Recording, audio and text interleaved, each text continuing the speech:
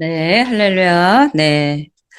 네, 오늘 말씀은 민수기 17장. 네, 민수기 17장 말씀. 네. 네, 12절에서 우리 13절 말씀. 네, 봉독하겠습니다. 네, 민수기 17장 12절에서 13절입니다. 네. 이스라엘 자손이 모세에게 말하여 이르되 보소서 우리는 죽게 되었나이다. 망하게 되었나이다.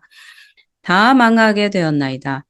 가까이 나아가는 자 곧 여호와의 성막에 가까이 나아가는 자마다 다 죽사오니 우리가 다 망하여야 하리까. 아멘. 네. 네, 우리가 이제 계속해서 민수기 17장을 우리가 보고 있는데요. 우리 지난 시간에는 아론의 쌍난 지팡이에 대해서 우리가 네, 말씀을 나누고 이제 은혜를 나누었습니다. 오늘은 이제 민수기 17장 12절에서 13절 두 구절인데도 우리에게 주시는 말씀들이 너무나 귀하고 정말 소중합니다. 우리가 이 민수기는 계속해서 말씀드리지만 우리의 철로 역정과 같다고 했습니다. 그렇기 때문에 이거는 구약으로만 끝나는 것이 아니라 오늘날 우리 하나님의 백성들 천국 가는 그 여정 속에서 우리가 하나님 앞에 어떤 믿음의 태도를 가지고 하나님 앞에 서야 되는가에 대한 문제를 우리에게 질문을 던져주고 또 그거에 대한 이제 답을 우리에게 주시는 거예요. 그렇기 때문에 이것은 말씀의 교훈을 받는 것이고요. 또 우리의 말씀을 교훈을 잘 받아서 하나님 앞에 정말 기쁨이 되고 또 그 가나안 그 절로 역정에 가는 길 가운데 하나님의 넉넉하심과 또 풍성하심을 맛보는 저와 여러분이 되기를 바랍니다. 네. 자, 오늘 민수기 17장 12절에서 13절 이제 두 절인데도요. 이제 이 민수기에 보면 계속 원망 불평이 끊이지를 않고 있어요. 자, 지난 시간에도 보면 하나님께서 아론의 지팡이에 싹을 이제 피우시고, 네, 꽃을 피우시고, 우미 돋고 순이 나고, 꽃이 피어서 살구 열매가 열렸더라. 이렇게 하신 목적을 분명히 얘기를 해줬어요. 어떤 목적이었냐면, 반역한 자에게, 자, 반역한 자에 대한 표징이 되게 하여, 그들로 내게 대한 원망을 그치고, 죽지 않게 할지니라. 그러니까 결과적으로는 죽지 않게 이스라엘 백성을 죽이지 않으시려고 계속 불순종하면 죽을 수밖에 없는데 하나님은 자기 백성들을 죽이는 것을 결코 기뻐하지 않으세요. 그래서 좀 제발 죽이지 말았으면 좋겠어서 이렇게 표징을 내고 하는 건데 지금 오늘 말씀이 그렇습니다.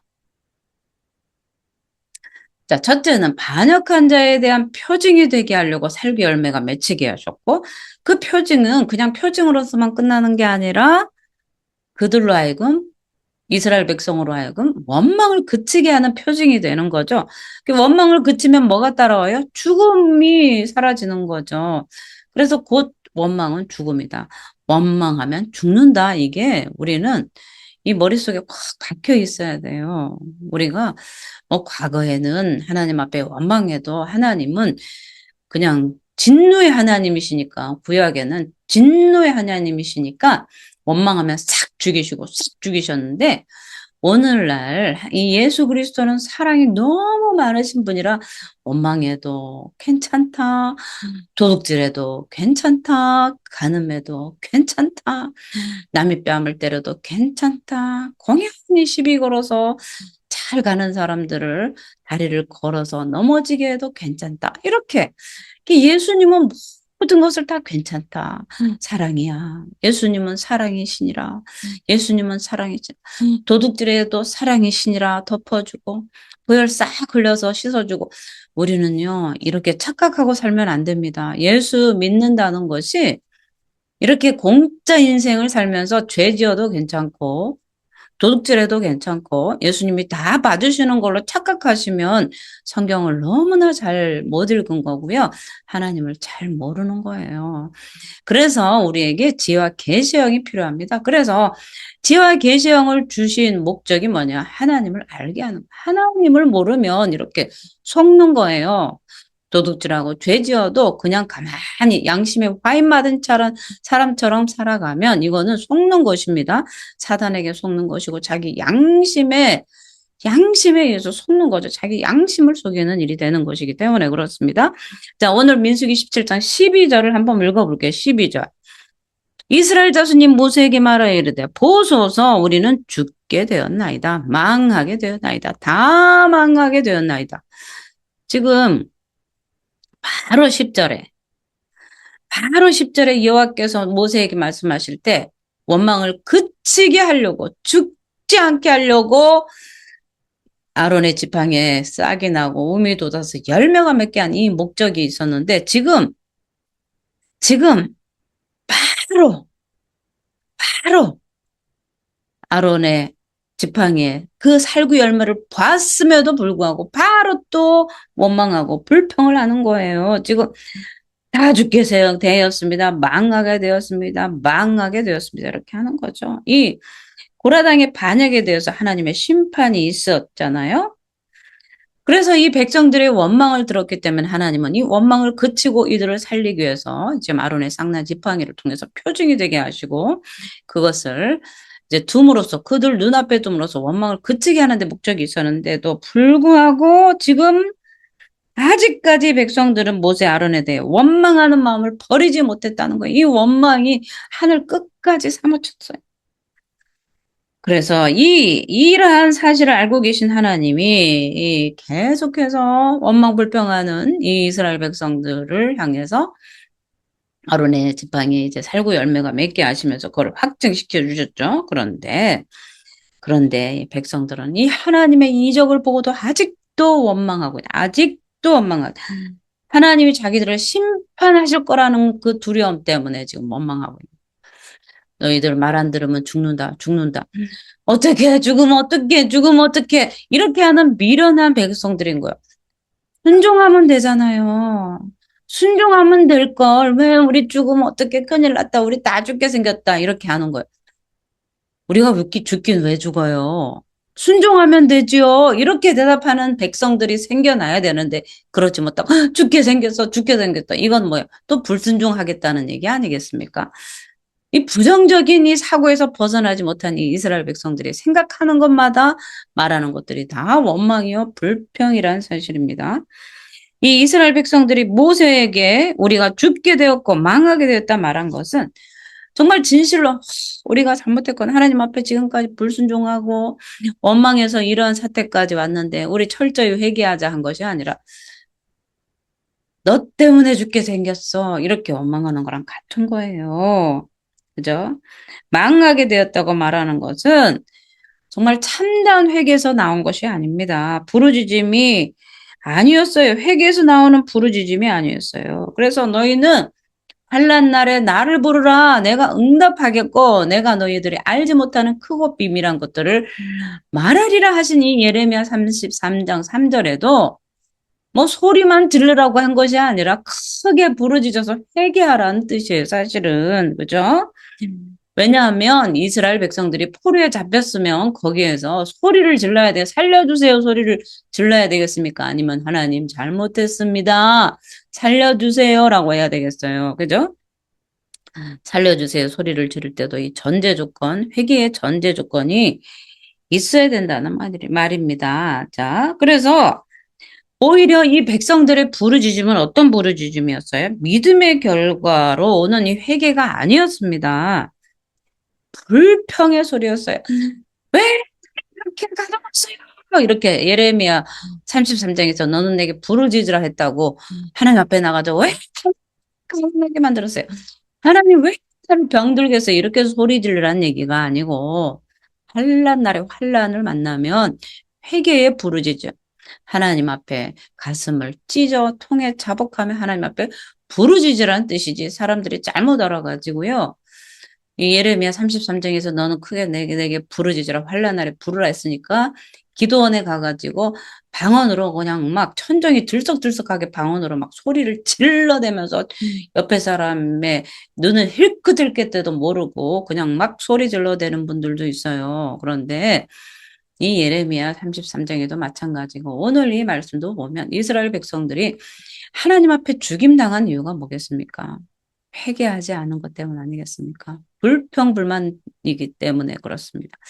이 부르짖는 소리가 하나님 앞에 연락은 되지만 그 연락된 그 부르짖음이 회개냐 원망이냐에 따라서 이 하나님 앞에 심판이냐 상급이냐로 나누어진다는 사실을 우리는 분명히 알아야 됩니다. 자, 이들에게는 하나님의 심판이나 그 심판 속에 숨어있는 하나님의 사랑에 대한 이 구속의 섭리는 보이지가 않았습니다. 자기들이 심판받을 것 같다는 이 부정적인 것만 보게 돼. 우리 죽게 생겼어. 또 죽게 생겼어. 순종해야지 하는 결단도 없습니다. 우리 죽게 생겼어. 죽게 생겼어. 계속 이제 하나님 앞에 불순종하겠다는 그런 뜻 아니겠습니까? 그래서 결국 이 백성들은 이 출애굽 1세대들이 다 죽고 2세대만 남아있는 거예요. 그래서 우리 그리스도인들도요. 이 고난이 오면은요. 무슨 대단한 훈련을 시킨다고 생각하는데 다 이 고난과 고통은요. 사실은 죄 때문입니다. 사도 바울도 고난을 받았잖아요. 그건 복음 때문에 고난 받는 거고요. 복음 때문에 예수 전하다가 고난을 받는 건 그건 고난 축에도 못 낍니다. 전도하면서 매 맞아 보세요. 그거 고난입니까? 영광이죠. 우리가 말하는 이 고난은 죄 때문에 오는 고난을 얘기합니다. 하나님으로부터 받는 고난, 원망, 불평으로부터 온 고난, 그것을 얘기하는 거예요. 내가 고난을 받으니까 뭐 욥처럼 고난을 받는다 생각하고 사도 바울도 고난 받았어. 예수님도 고난 받았어. 그 예수님의 고난과 사도 바울의 고난과 우리의 고난은 차원이 다릅니다. 우리가 밖에 나가서 전도하다가 어떤 사람한테 따기를 맞았다. 이거는 고난이 아닙니다. 복음에 대한 상급이에요. 상장이에요. 복음을 전하다가 매 맞아 보세요. 하나님 앞에 상급입니다. 그죠? 그걸 얘기하는 것이 아니에요. 죄 때문에 매 맞는 그 애매한 고난을 우리는 잘 해석을 해야 된다는 사실입니다. 자, 그래서 이 모세에게 말하여 가로되 보소서 우리는 죽게 되었나이다. 이것이 계속 원망이 이 출애굽 때부터 나와요. 출애굽기 15장 24절에 이렇게 나옵니다. 백성이 모세를 대하여 원망하여 가로되 우리가 무엇을 마실까 하며 먹을 거 없다고 이제 원망 불평하는 거죠. 또 출애굽기 16장 2절 3절에서 배고픔으로 인해서 원망을 하는데 이스라엘 온 회중이 그 광야에서 모세 아론을 원망하여 그들에게 이르되 우리가 애굽 땅에서 고기 가마 곁에 앉아 있었던 때와 떡을 배불리 먹던 때에 여호와의 손에 죽었더라면 좋았을 것을 너희가 이 광야로 우리를 인도하여 내어 이 온 회중으로 줄여죽게 하는도다. 이제 광야에서 줄여죽게 하는도다. 이렇게 이제 원망을 하는 거예요. 구원받은 은혜는 없습니다. 하나님께 구원받은 은혜는 온데간데 없고 조금 배고프다고 원망불평하고 조금 아프다고 원망불평하는 거예요. 자, 또 민수기 14장 2절에도 보면 이 공포에 대한 원망입니다. 이스라엘 자손이 다 모여 모세 아론을 원망하며 또 온 회중이 그들에게 이르되 우리가 애굽 땅에서 죽었거나 이 광야에서 죽었다면 좋았을 것을 죽여주시옵소서. 이렇게 차라리 죽는 게 낫다. 죽었다면 좋았을 것을 이렇게 원망 불평을 하는 거예요. 그러면서 다 망하게 되었나이다. 망하게 되었나이다. 다 망하게 되었나이다. 여호와께 범죄한 자는 망하게 되어 있습니다. 너희 열조와 너희 형제같이 하지 말라. 저희가 그 열조의 하나님 여호와께서 범죄한 거로 여호와께 범죄한 거로 여호와께서 멸망에 붙이신 것을 너희가 목도 안 바니라. 하나님이 그냥 멸망시켰습니까? 여호와 하나님 앞에 범죄했을 때 하나님은 멸망에 붙이십니다. 이것은 과거의 구약만이 아니라 오늘날 신약도 마찬가지고요. 신약에는 이제 즉결심편이 점점 늦어져서 도둑질해도 아무 일도 안 일어나네. 하나님 나 용서해줬나 봐. 간음해서 아무 일도 안 일어나. 하나님 나 용서해줬나 봐. 그냥 넘어가 주시나 보지? 이렇게 생각하는데 천만의 아니입니다. 마지막 날에 심판이 극렬한 불심판이 우리 앞에 있다는 사실을 알고 철저히 회개하는 저와 여러분이 되기를 바랍니다. 자, 그 다음에 이 원망하는 자는 다 멸망한다고 한 이 말씀이 우리가 구약에서나 그렇지 자꾸 이제 구약 얘기를 하는데 신약에는 더 무서운 하나님의 그 마태복음의 메시지가 있습니다. 그런데 이 고린도전서 10장 10절에 이렇게 말씀을 하고 계세요. 저희 중에 어떤 이들이 원망하다가 멸망시키는 자에게 멸망하였나니 너희는 저희와 같이 원망하지 말라. 이거 신약입니다. 고린도전서 10장 10절에 사도 바울이 원망을 그치라고 이렇게 경계를 하고 있다는 사실입니다. 그래서 우리는 이 원망 불평은요, 이 불신앙의 이 기본이라고 그랬기 때문에 원망과 불평은 믿음이 없는 것입니다. 그렇기 때문에 우리 입술에서 원망, 불평을 제해야 되고요. 하나님 앞에서 뿐만 아니라 영적 지도자 또 집에서 부모에게 더군다나 자녀들은 부모에게 원망하는 것, 그것 하나님을 대적하는 거예요. 그렇기 때문에 우리 입에서 원망, 불평을 제해야 될 줄 믿습니다. 자, 그 다음에 13절입니다. 가까이 나아가는 자, 곧 여호와의 성막에 가까이 나아가는 자마다 다 죽사오니 우리가 다 망하여야 하리까? 알면서 물어요. 알면서 말했잖아요. 알면서 성막에 가까이 가는 자는 다 죽임을 당한다. 알면서 아는 얘기 아는데 자꾸 그거를 빠져나가서 조금 앞에 한번 가볼까 하는 그런 인간의 이 고약한 심리가 이렇게 있다는 거예요. 외인이 가까이 하면 죽음을 당한다고 민수기 1장 51절에 분명히 말씀을 해주셨어요. 오로지 제사장만 여호와의 성전 지성소에 들어갈 수 있다고 규례를 지어놓는데 꼭 이렇게 알면서 응? 질문을 하는 거예요. 장막을 운반할 때는 레위인이 그것을 걷고 장막을 세울 때는 레위인이 그것을 세울 것이요. 외인이 가까이면 죽일지며 외인이 가까우면 죽이라고 했죠. 성막 가까이 외인이 오면 죽임. 이건 하나님의 성전을 보호하는 것입니다.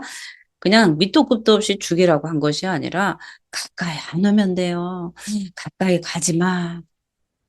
그러면 안 가면 됩니다. 정말로 죽나 안 주나 한번 가볼까? 이런 사람은 미련한 사람인 거예요. 도둑질하지 마라 하면 하지 않으면 돼요. 포도 하나만 훔쳐보면 하면 안 될까요? 이렇게는 제발 좀 하지 않으셨으면 좋겠습니다. 자, 그 다음 민수기 4장 19절 20절입니다. 레위인일지라도 들어가서 성소를 보지 못한다 말씀을 하세요. 그렇기 때문에 레위인이라고 다 성소를 들어가는 것이 아닙니다. 그들이 지성물에 접근할 때 그 생명을 보존하고 죽지 않게 하기 위하여 너희는 이같이 하여 아론과 그 아들들이 들어가서 각 사람에게 그 할 일과 그 맬 것을 지휘할지니라. 그들은 잠시라도 들어가서 성소를 보지 말 것은 죽을까 함이니라. 똑같은 레위인일지라도 제사장으로 구별되지 않으면 이들은 지성물을 만지고 성막에 필요한 그런 기물들을 운반할 수는 있지만 지성소는 들어가면 안 되는 거예요. 죽을까 함이라. 그죠? 그 다음 민수기 18장 22절입니다. 이스라엘 자손이 회막에 가까이 하면 죄를 당해 죽음다 이렇게 말씀하세요. 이후로는 이스라엘 자손이 회막에 가까이 말 것이라 죄를 당하여 죽을까 하노라. 자, 회막에는 오직 하나님께서 선택한 제사장만 들어가기로 규례와 법도와 명령으로 세워놨기 때문에 그렇습니다. 그러면 안 가면 돼요. 죽을까 하노라 하면서 이 아담의 범죄할 때 이것을 죽을까 선악과를 먹지 마라 정령 죽으리라 했는데 죽을까 하노라 이렇게 말을 교묘히 바꾸면 거기에서 문제가 생기는 것입니다. 하나님의 말씀이 하지 마라, 회개하라, 다른 사람을 용서하라 하면 용서하고 그냥 하라 하면 하고 하지 마라 하면 하지 않는 거예요. 그것이 하나님의 법도요. 하나님의 말씀입니다. 그렇게도 괜찮을걸? 이렇게 교묘하게 말씀을 이제 바꿔치기 하지 말자는 것입니다. 네. 자, 여호와 성막에 가까이 나아가는 자마다 죽임을 당하는 거죠. 너는 정월 초 1일에 성막 곧 회막을 세우고 여호와의 영광이 충만한 곳이 바로 성막인 거예요. 그래서 하나님 앞에 함부로 가는 게 아니죠. 거룩하신 하나님 앞에 죄 있는 인간이 씻지 않은 상태로 가면은요, 그 거룩성 앞에 죽임을 당하는 것이 여호와의 영광의 임재 안에 거룩하지 않는 사람들은 다 죽게 되는 거예요. 죄가 있는 사람은 다 죽게 되는 거예요. 그러면 제사장들은 왜 살려느냐? 하나님이 여호와 하나님의 그 성모를 통하여 제사장은 거룩하게 만드셨기 때문에 그렇습니다. 자, 그 후에 구름이 회막에 덮이고 여호와의 영광이 성막에 충만하매 모세가 회막에 들어갈 수 없었으니 이는 구름이 회막 위에 덮이고 여호와의 영광이 성막에 충만함이었습니다. 여호와의 영광이 충만한 곳에는요, 납작 엎드려 죽게 됩니다. 이사야 선지자도 내가 입술이 부정한다니 나는 죽게 생겼습니다. 그래서 숯불이 입에 들어와서 그 숯불을 대니 내가 정해져서 살았잖아요. 그죠? 하나님의 영광이 임재한 곳에는 납작 엎드릴 수밖에 없는 것입니다. 자, 그 다음에 성막 한번 볼게요. 성막. 여호와의 전을 의미합니다. 하나님의 등불은 아직 꺼지지 않았으며 사무엘은 하나님의 궤인은 여호와의 전 안에 누웠더니. 그러니까 사무엘이 이제 제사장의 그 성전에 들어가서 이제 엘리 제사장과 함께 잘 때 하나님이 부르신 그 사건을 우리는 기억하고 있습니다. 자, 다 죽사오니 우리가 다 망하여 하리까 여호와께서 멸망하기까지 질병과 재앙을 내리신 게 바로 신명기 28장 61절에 불순종에 범죄했을 때, 불순종에 저주할 때 질병과 재앙을 내리시고요. 또 이 율법책에 기록되지 않는 모든 질병과 모든 재앙을 너희 멸망하기까지 여호와께서 내리실 것이니 이렇게 말씀을 하고 계시고 또 우리가 베드로 후서 2장 3절을 한번 읽어보겠습니다. 저희가 탐심을 인하여 지은 말을 가지고 너희로 이를 삼으니 저희 심판은 옛적부터 지체하지 아니하며 저희 멸망은 자지 아니하느니라. 아멘. 그래서 우리는 이 미련한 자의 이 원망의 소리를 그쳐야 되는 거예요. 하나님의 축복을 받기를 원하십니까, 여러분? 원망의 소리를 그치세요. 원망, 불평의 소리를 그치면 하나님이 기뻐하십니다. 하나님이 가장 싫어하는 것은 이 원망의 말, 불평의 말. 왜 하나님 나에게 교회 안 주세요? 왜 나에게 집을 안 주세요? 왜 하나님 나에게, 왜 고난을 주세요? 왜 하나님 나에게만 고난을 주세요? 왜 나에게만 이렇게 슬픔을 주세요? 이런 것들이 사실은 하나님 앞에 기도하면서 그것을 하나님 앞에 신학적 물음이나 신앙적 물음으로 기도하면서 하나님 앞에 정중히 묻지 않는 것들은요. 다 원망과 불평으로 하나님 귀에 들린다는 사실을 알고 우리는 정말 우리가 부르짖는 것을 잘 해야 된다는 거죠. 원망, 불평을 부르짖는 것이 아니라 정말 하나님, 내가 왜 이 고난을 당했는지 알기를 원합니다. 회개하기를 원하십니까? 그렇다면 제가 어떤 죄를 지었는지 회개할 수 있도록 도와주시옵소서. 이렇게 하나님 앞에 겸손하게 묻는 저와 여러분이 되시기를 바랍니다. 우리가 잠언 18장 7절에 이렇게 말씀을 하세요. 미련한 자의 입은 그의 멸망이 되고 그 입술은 그의 영혼의 그물이 되느니라. 이 미련한 자의 입술이 멸망한다는 거예요. 그리고 이 입술이 영원히 그물이, 이 입을 어떻게 놀리느냐에 따라서, 이 입술을 어떻게 말을 하느냐에 따라서 그물처럼 우리의 인생이 올가맨다는 거죠. 그물에 싹 고기가 걸려가지고 옴짝달싹 못하는 것처럼. 우리의 말이 우리의 삶의 모든 형편을 묶어버린다는 말씀입니다. 자, 그 다음에 마태복음 7장 13절입니다. 좁은 문으로 들어가라. 멸망으로 인도하는 문은 크고 그 길이 넓어 그리로 들어가는 자가 많다. 그래서 좁은 문으로 들어가는 거예요. 협착한 곳으로. 순종의 길은 좁습니다. 순종의 길로 들어가야 되는 거죠. 주님이 말씀하시면 네. 이해되지 않아도 아멘 하고 주님 알겠습니다. 이해되지 않아도 순종합니다 하다 보면 하나님은 그것을 이해할 수 있도록 해석해 주시고요. 왜 그 말씀을 해주셨는지 조곤조곤 다 설명해 주십니다. 그래서 밑도 끝도 없이 뭐라고 말씀하셨다고 원망불평부터 하지 마시고 하나님께서 이렇게 나한테 요구하시는 이유가 무엇인지 알길 원합니다. 가르쳐 주시옵소서. 정중하게 하나님 앞에 겸손히 묻는 저와 여러분이 되시기를 바랍니다. 자, 가까이 나아가는 자, 곧 여호와의 성막에 가까이 나아가는 자마다 다 죽사오니 우리가 다 망하야 하리까? 다 죽어야 되겠습니까? 이거는 완전 반항이죠. 진심으로 몰라서 묻는 게 아니고, 우리 다 죽일 거야! 이렇게 반항하는 거예요, 사실은. 그죠? 우리가 민수기 20장 6절에 보겠습니다. 모세와 아론이 총의 앞을 떠나 회막문에 이르러 엎드리며 여호와의 영광이 그들에게 나타나며 그랬죠. 성막에 가까이 갈 수 있는 자가 있고 없는 자가 있는데 성막에 가까이 나가면 죽는다 했으면 안 가면 되는데 우리 다 죽게 생겼잖아. 그럼 성막에 가까이 가서 죽겠다는 거예요. 자기들이 성막으로 뛰어 들어가겠다는 얘기 아니겠습니까? 참으로 이 백성들이 이 미련한 입 아니겠습니까? 자, 민수기 4장 15절입니다. 행진할 때 아론과 그 아들들이 성소와 성소의 모든 기구 덮기를 필하거든 고앗 자손이 와서 맬 것이니라. 그러나 성물은 만지지 말지니 죽을까 하노라. 회막 물건 중에서 이것들은 고앗 자손이 맬 것이며. 그래서 성막에 들어가서 물건을 매도 이 성물은 만지면 안 되는 거죠. 그죠? 죽을까 하노라. 하나님께서 구별해 놓은 것들을 함부로 만지면 안 된다는 거죠. 그죠? 자, 민수기 31장 54절입니다. 모세와 제사장 엘르아살이 천부장과 백부장들에게 금을 취하여 회막에 들여서 여호와 앞에 이스라엘 자손이 기념을 삼았더라. 아멘. 네. 회막에 드리는 것도 함부로, 그죠? 드리는 게 아니라 모세와 제사장 엘르아살이 이 제사장으로 구별된 이들에게만 명령이 되어진 이들에게만 하나님께서 받으신다 말씀입니다. 자, 성막에 가까이 할 수 없는 자는 어떤 사람입니까?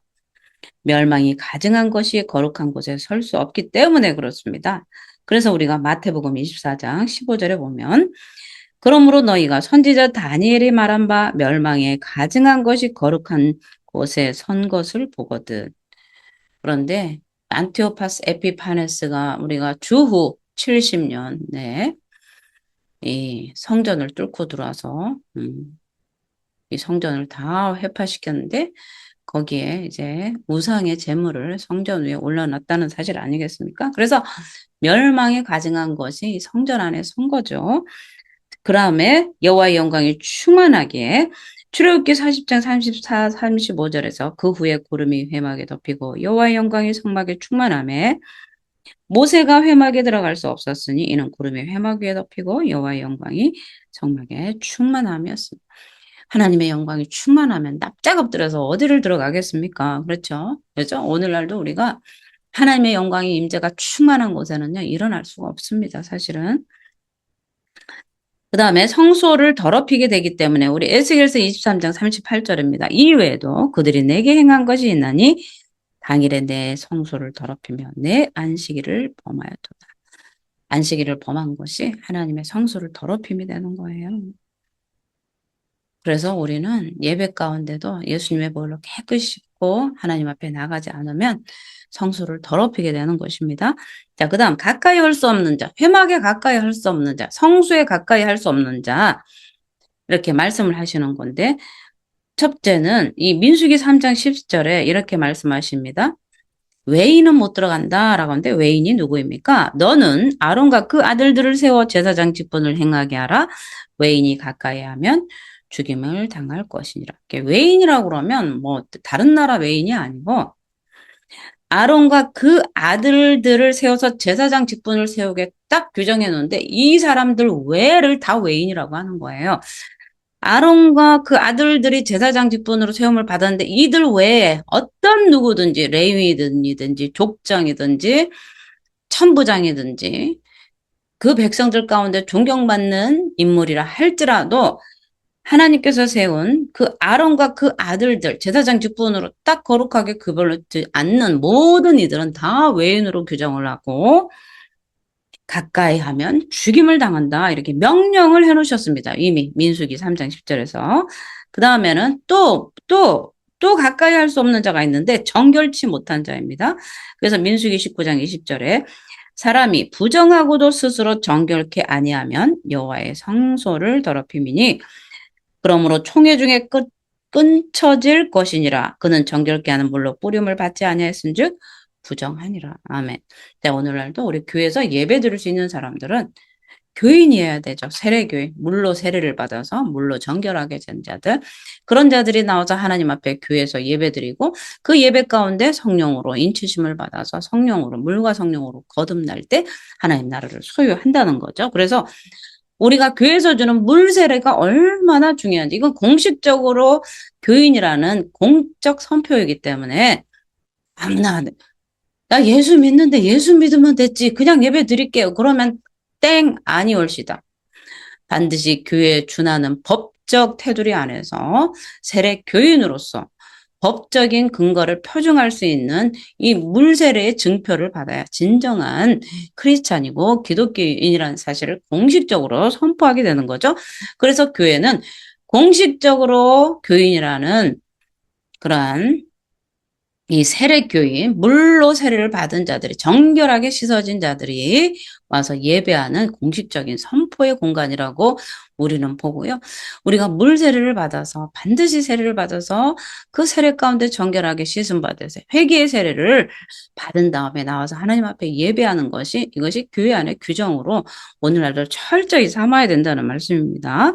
자, 그 다음에 이 성막에 비유적으로 표현을 해놨는데요. 그리스도가 이 성막의 비유적이죠. 그래서 히브리서 10장 20절입니다. 그 길은 우리를 위하여 휘장 가운데로 열어놓으신 새롭고 산 길이요. 휘장은 곧 저의 육체니라. 자, 예수님이 십자가에 달려 돌아가실 때, 숨을 거두실 때 성소의 휘장이 찢어졌어요. 몸이 찢어진 거죠.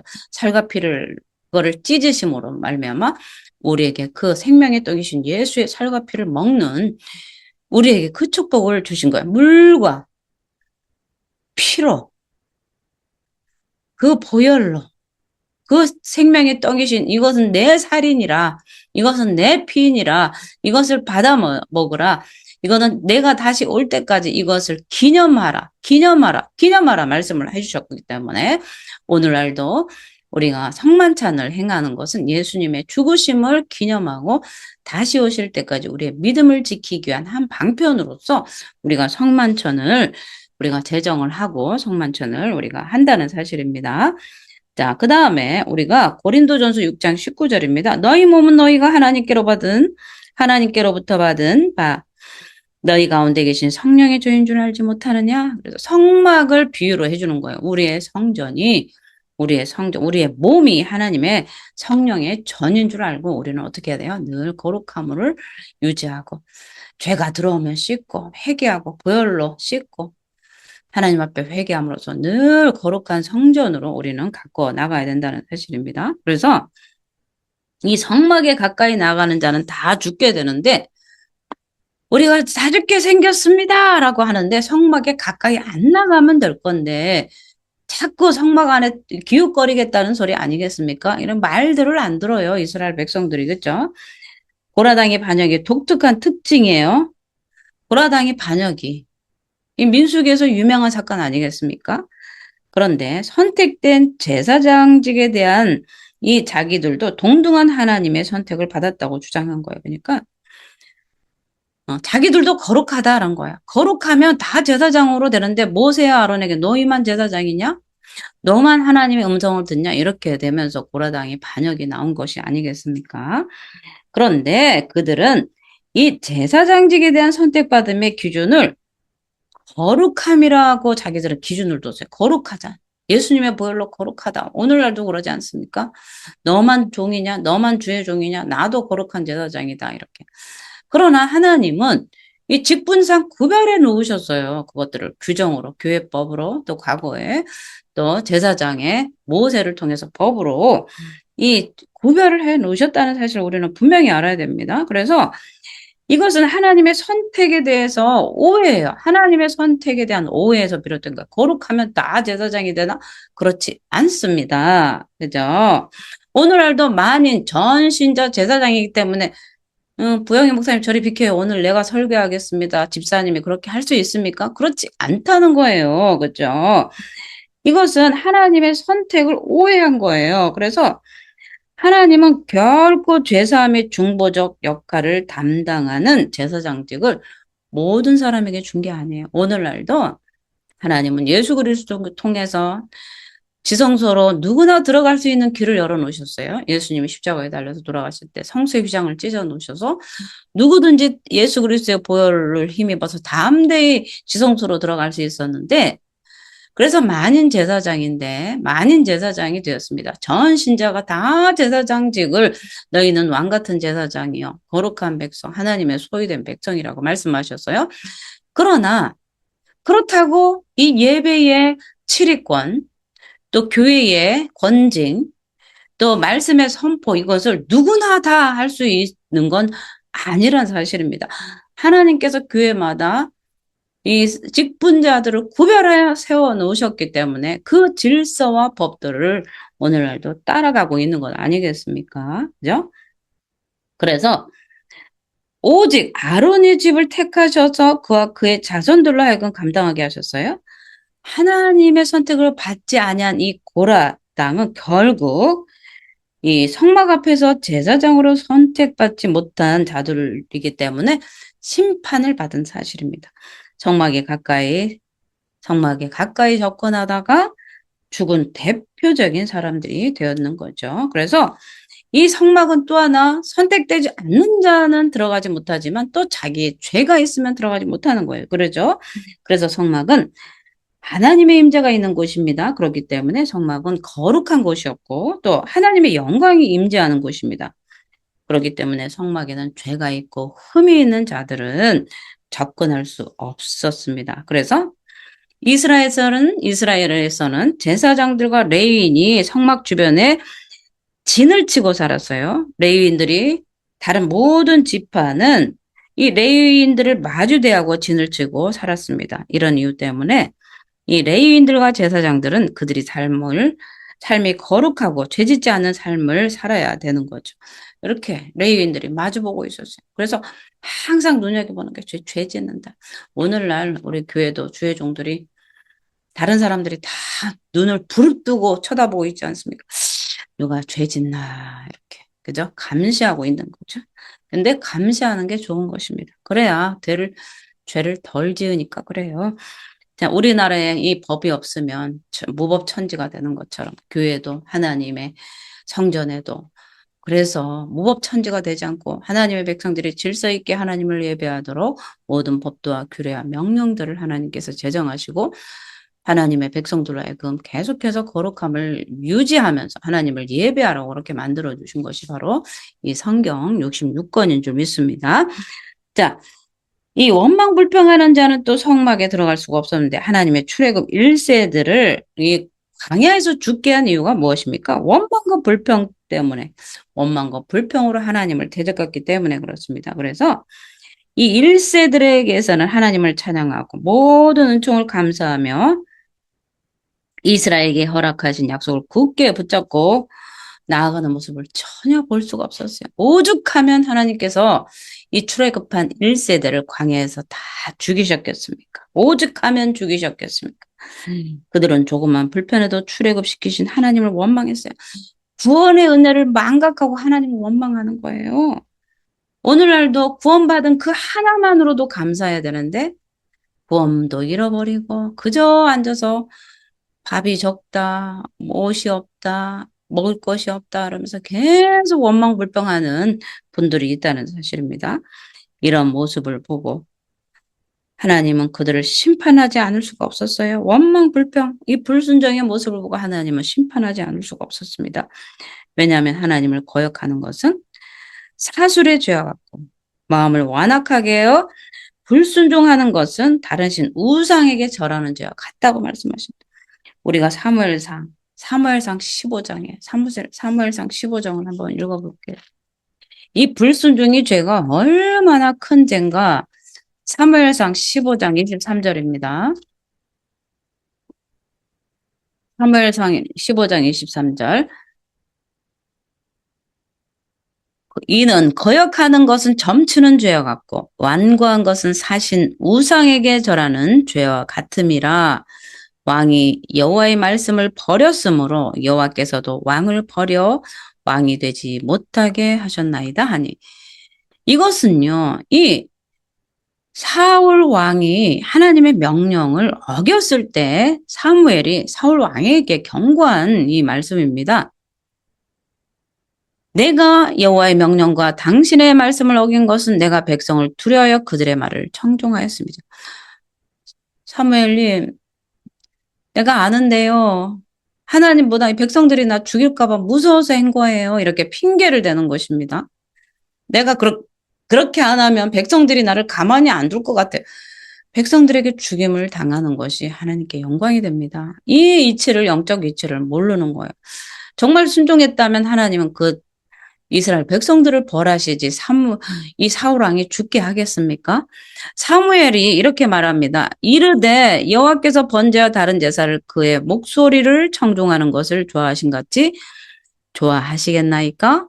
순종이 제사보다 낫고 듣는 것이 순양의 기름보다 나으니. 하나님은 양이나 염소 번제 드린 것, 11조 드리는 걸 기뻐하는 것이 아니라 순종하는 것을 기뻐한다는 거예요.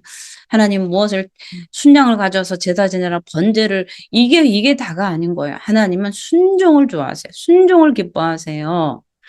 듣는 것이 순양의 기름보다 낫다고 말씀하십니다. 그래서 우리가 이 불순종과 원망이 뭐라고요?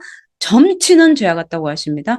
거역하는 것은 점치는 죄와 같고 완가한 것은 사실 우상에게 절하는 죄와 같음이라 우상 숭배입니다. 우리가 오늘날 나는 우상 숭배 안 해요.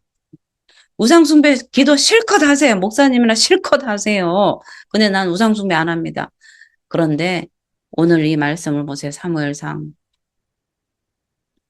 15장 23절에 거역하는 것은 점치는 거라고 하십니다. 불순종은 점치는 것, 완고한 것, 원망, 불평, 완고해서 고집 피우면서 하나님 앞에 순종하지 않는 것은 우상에게 절하는 것과 같다는, 우상숭배와 같다는 거예요. 오늘날 탐심은 우상숭배라고 하십니다.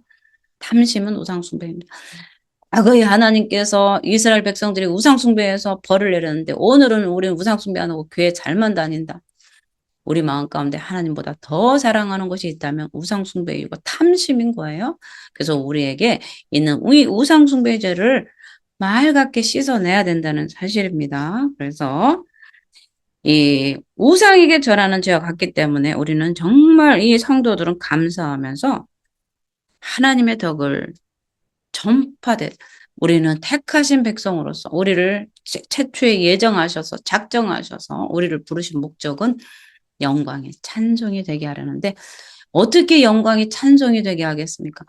거룩하고 흠없게 먼저 거룩하고 흠이 없어야 하나님의 영광을 찬송하기 때문에 그래서 우리는 늘 하나님 앞에 거룩한 백성으로서 정말 철저히 하나님의 말씀에 순종하고요.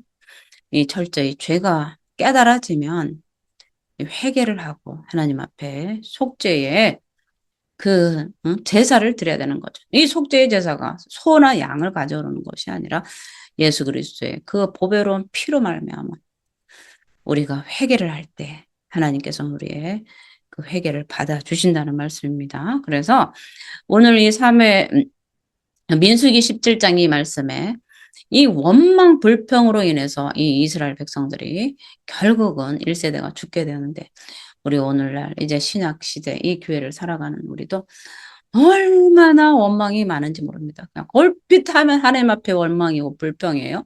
그런데도 그거를 원망이 죄라고 생각하지 않는 것이 오늘날 이 문제가 되는 것입니다. 그래서 저와 여러분은 오늘 이 말씀을 듣고 정말 내 입술에서 원망 불평을 취하고 이 구원받은 은혜 딱 하나 그것만으로도 감사하면서 하나님 앞에 영광 돌릴 때 하나님 우리에게 있어야 될 모든 것들을 그의 나라 의를 구할 때 너희가 무엇을 먹을까 마실까 염려하는 것이 아니라 하나님 나라 그의 의를 구할 때 모든 것을 주신다고 약속하신 그 약속을 믿고 하나님께 영광이 되고 하나님 나라를 구하는 저와 여러분이 되시기를 늘 기쁨과 감사로 하나님 앞에 제사 드리는 저와 여러분이 되시기를 예수의 이름으로 축복을